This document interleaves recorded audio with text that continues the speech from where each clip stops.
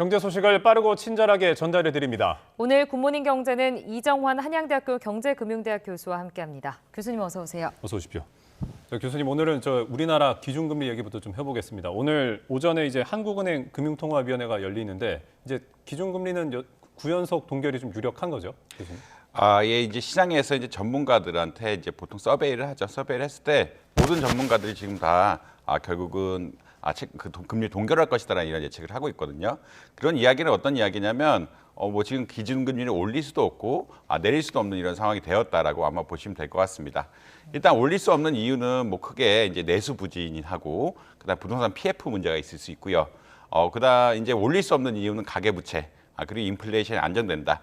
이런 두 가지 요인들이 이 경쟁, 흔히 말해서 밸런스를 맞추고 있기 때문에 지금 내리기도 어렵고 올리기도 어렵다라고 볼 수 있을 것 같습니다.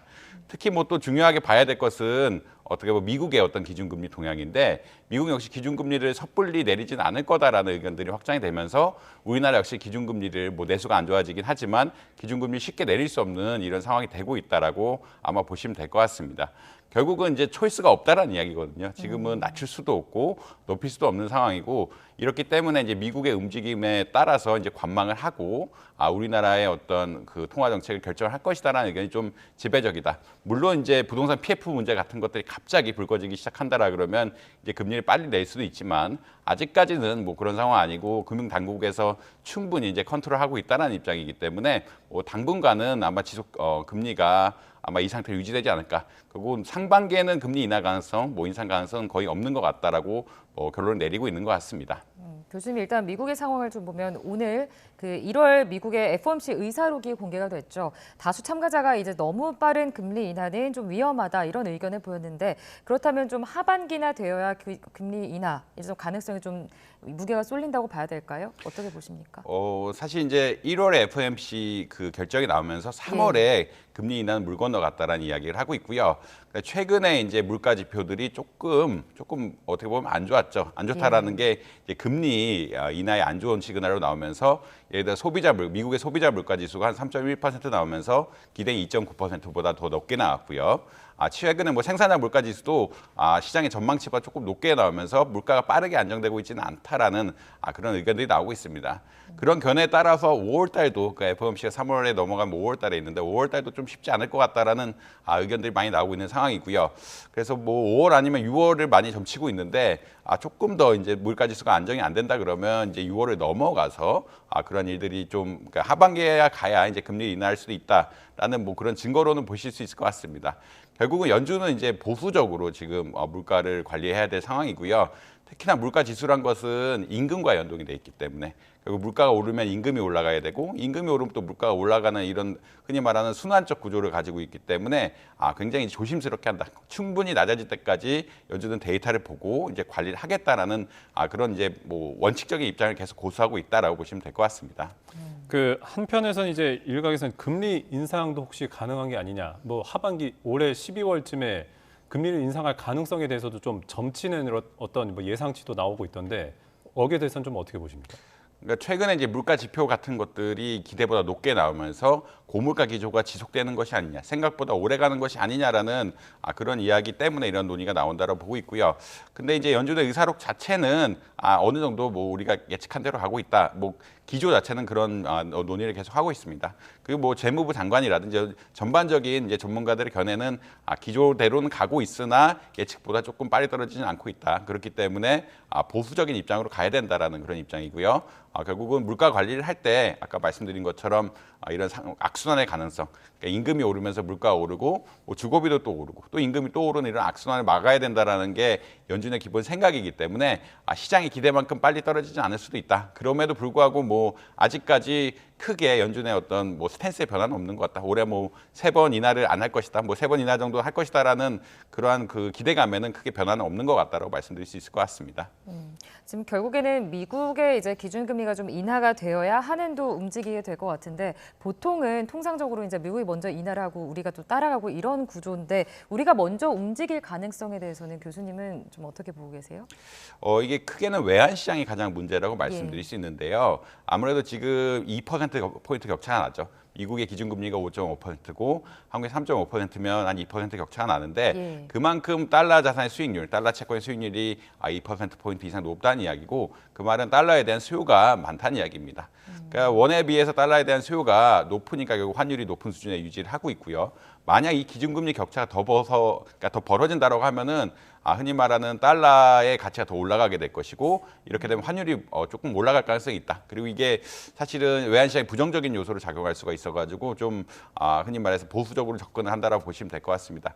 특히 이제 환율이 오르게 되면은 우리나라 물건을 살 때 보통 다 달러로 사기 때문에 이렇게 달러로 사게 되면은 수입 물가가 올라가게 되거든요. 수입 물가가 올라가게 되면은 또 우리나라 물가지수에 부정적인 영향을 미치고 이에 따라서 결국은 어떻게 금리를 인하하기가 더 어려운 상황으로 발생하고 있기 때문에 아무래도 이제 외환 시장의 혼란이라든지 이런 것들을 감안한다라고 하면은 결국은 이제 미국이 인하를 하고 아마 그 다음에 이제 순차적으로 한국이 인하하지 않을까 이런 기대감이 형성된 게 사실입니다.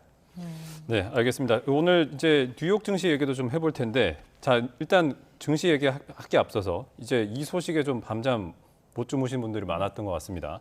이제 AI 대장주로 불리는 엔비디아의 실적 발표가 조금 전에 있었는데 어떻게 나왔는지 좀 설명해 주시죠.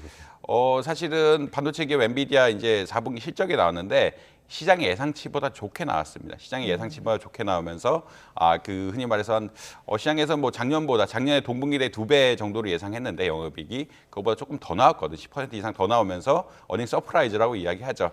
그러니까 분기 순이익이라든지 매출 모두 이제 기대 이상으로 굉장히 늘어나면서 이게 사실은 엔비디아라는 주식이 AI를 대표하는 주식이고 반도체 시장을 대표하는 주식이기 때문에 생각보다 반도체 주문량이 굉장히 많다. 그게 실적으로 반영되고 있다라는 그런 이야기가 많이 나오면서 시간에서 사실 6% 이상 빠르게 올라가고 있는 상황입니다.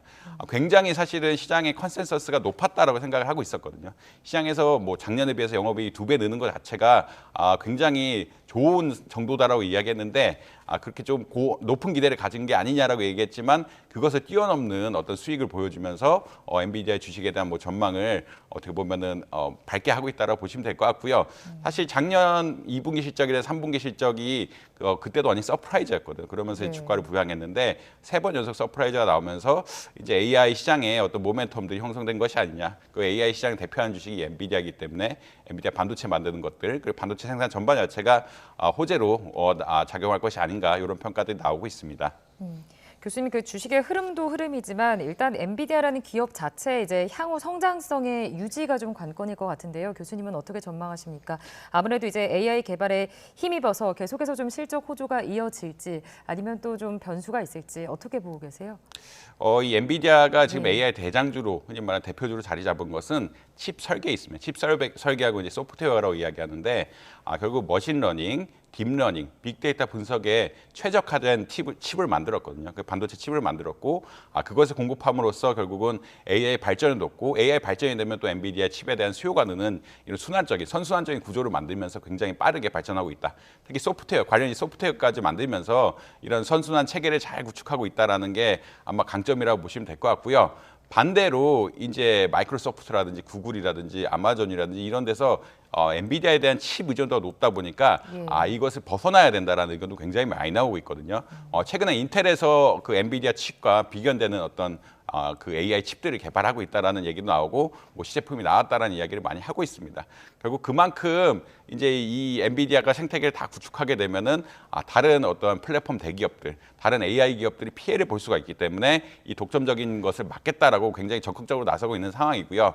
물론 엔비디아가 이제 지금은 생태계를 구축해서 뭐 빨리 성장할 수 있긴 하지만 아무래도 지금 인텔이라든지 뭐 아마존이라든지 이런 그다음에 마이크로소프트도 계속 자기네들이 AI 칩을 물론 이제 삼성전자도 이야기가 나오고 있고요. AI 칩을 설계하고 AI 생태계를 구축하겠다라는 이야기가 나오고 있기 때문에 뭐 시장 상황은 두고 봐야 된다. 그럼 뭐 현재까지는 그 생태계를 구축한 뭐 엔비디아가 앞서고 있지만 다른 대기업들도 적극적으로 그리고 다른 대기업들의 규모가 훨씬 크죠. 아마존이라든지 이제 마이크로소프트는 엔비디아보다 훨씬 규모가 큰 기업들이기 때문에 이런 기업들과의 경쟁이 아마 본격적으로 진행되지 않을까 이렇게 예측을 하고 있습니다. 자, 말씀해 주신 대로 이제 다른 빅테크 기업들도 이제 자체 AI 칩 제조에 좀 뛰어들고 있는 형국인데 그럼에도 불구하고 이제 엔비디아가 당분간은 좀 독점 구조를 유지할 거라고 보시나요, 교수님? 당분간은 이렇게 최적화된 시스템을 만든 게 그런 만한 기업이 없다라고 보시면 될 것 같고요.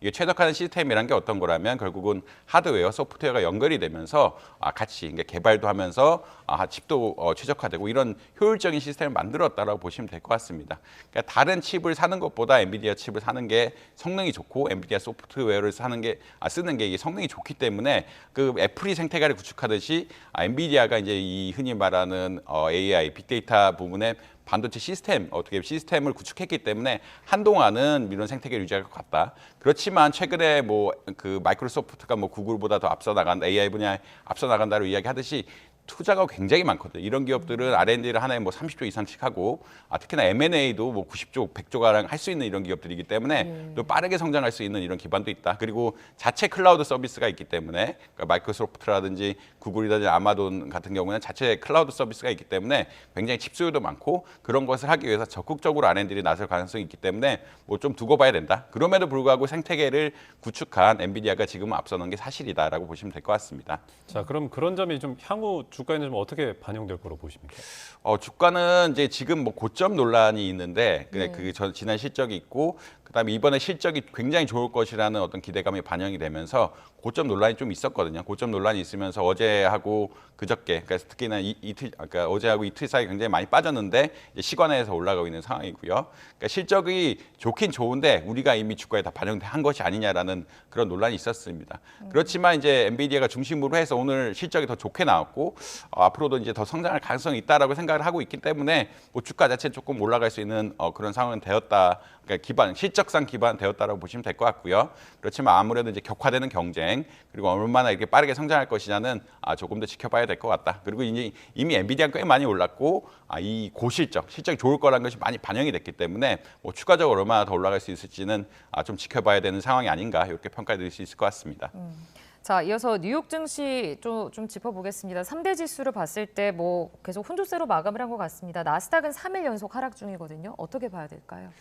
이거를 뭐 특히나 이제 미국의 연준의 의사록 여파하고 엔비디아 효과라고 보통 지금 이야기를 하고 있는데 연준 의사록이 이제 아무래도 보수적으로 나오다 보니까 그러니까 연준 의사록은 사실은 이제 굉장히 늘 이렇게 스탠스를 취하고 있긴 한데 시장에서 기대한 것은 아무래도 좀 유화적인 분위기, 비둘기파적인 분위기가 나오면서 흔히 말하는 기준금리 인하가 조금 빨리 왔으면 좋겠다라고 했는데 그런 것이 안 나오면서 약간은 뭐 그 증시의 탄력을 못 받았다고 보시면 될 것 같고요. 기술주 같은 경우에는 엔비디아가 아까 말씀드린 실적을 지금 컨센서스라고 이야기하는데 시장 전문가들이 실적 굉장히 높게 잡았습니다. 이미 이게 너무 높게 잡은 게 아니냐라는 논란이 있으면서 주가가 좀 떨어지는 경향들이 있었거든요. 너무 이제 우리가 빅테크 기업에 대해서 흔히 말하는 가치를 너무 높게 평가한 것이 아니냐, 실적이 다 반영된 것이 아니냐라는 의견이 있으면서 어제 그제 좀 하락한 양상을 보였는데 이제는 또 엔비디아부터 이제 좀 좋은 전망이 나오니까 또 주가 양상이 약간은 바뀔 수도 있다. 이 정도는 말씀드릴 수 있을 것 같습니다. 알겠습니다. 교수님, 엔비디아에 이어서 좀 AI 이야기를 좀 더 해볼 텐데 이제 인공지능 관련 기업이 이제 엔비디아뿐만 아니라 뭐 마이크로소프트도 있고 이제 메타도 있잖아요.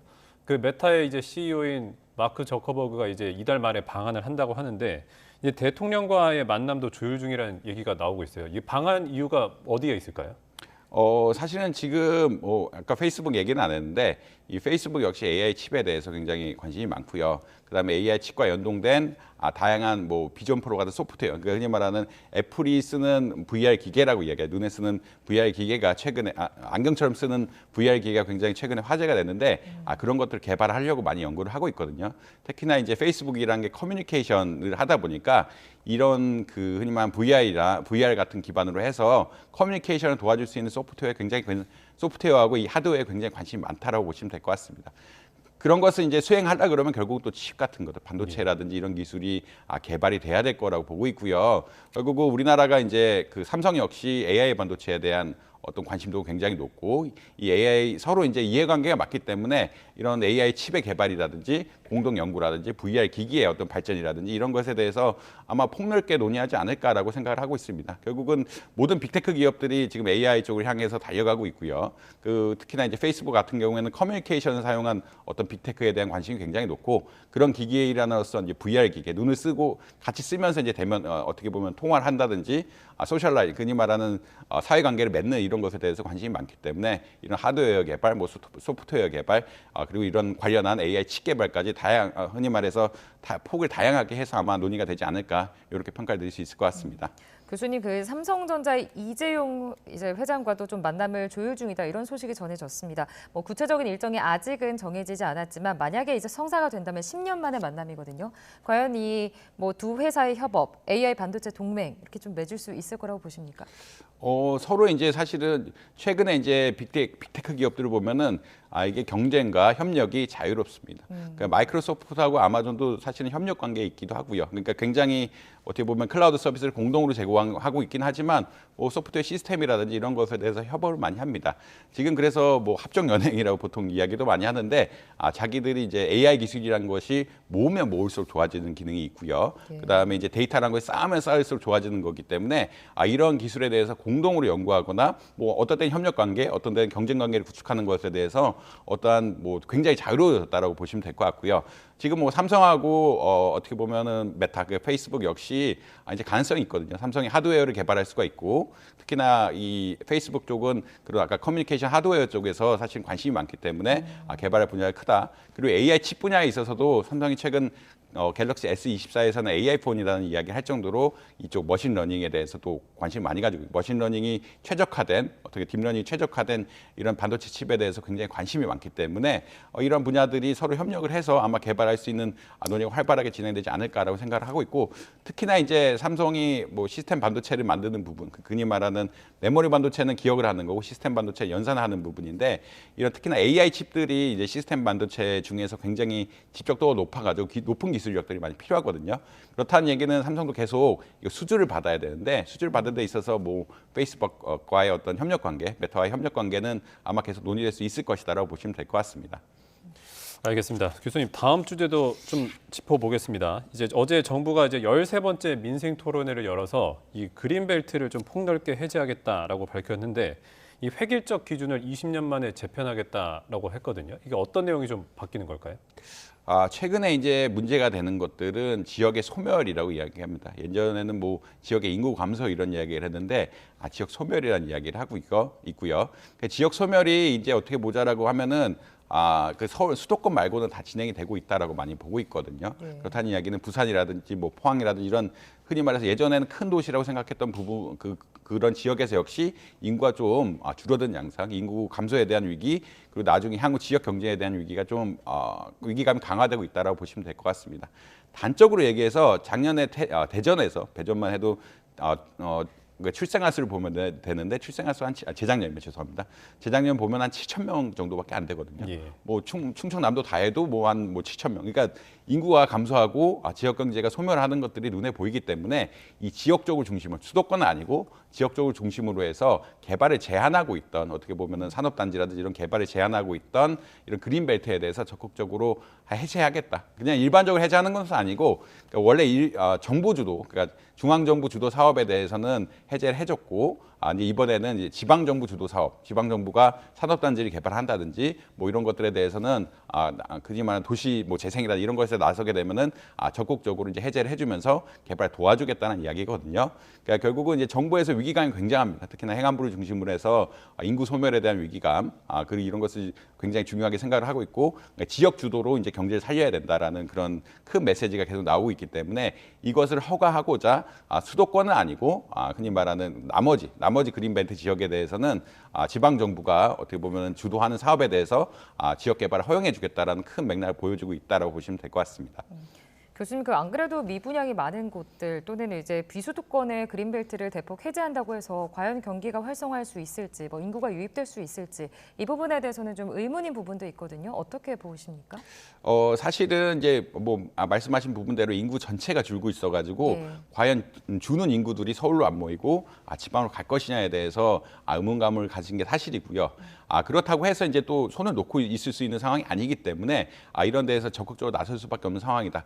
물론 어디는 성공하고 어디는 실패할 것이라고 예측을 하고 있지만 지역 주도로 개발이 안 된다 그러고 특히나 이제 클러스터 개발이라고 이야기하는데 여러 지역이 협력을 해서 그다음에 경계의 벽을 뚫고 같이 협력해서 개발을 하지 않으면 사실 이 지역 생존 자체가 어려워지고 이렇게 클러스터 개발을 하면서 흔히 말하는 스마트 도시라고 많이 이야기하거든요. 이런 것들이 정주 요건이 좋아지지 않으면 또 서울에서 올 수가 없는 거기 때문에 네.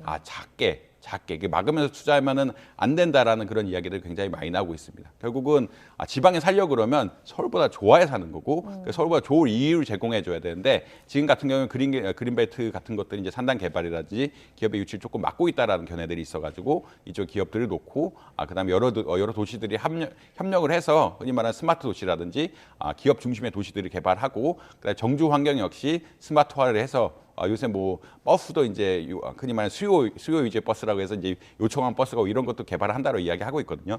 서울보다 나은 도시를 만들지 않으면 지역이 살지 못한다는 큰 견해가 있고 이런 발전 차원에서 지역 규제를 굉장히 많이 풀고 있다라고 보시면 될 것 같습니다. 네, 알겠습니다. 오늘 굿모닝 경제는 여기까지 듣겠습니다. 지금까지 이정환 한양대학교 경제금융대학 교수와 함께했습니다. 교수님 고맙습니다. 교수님 고맙습니다.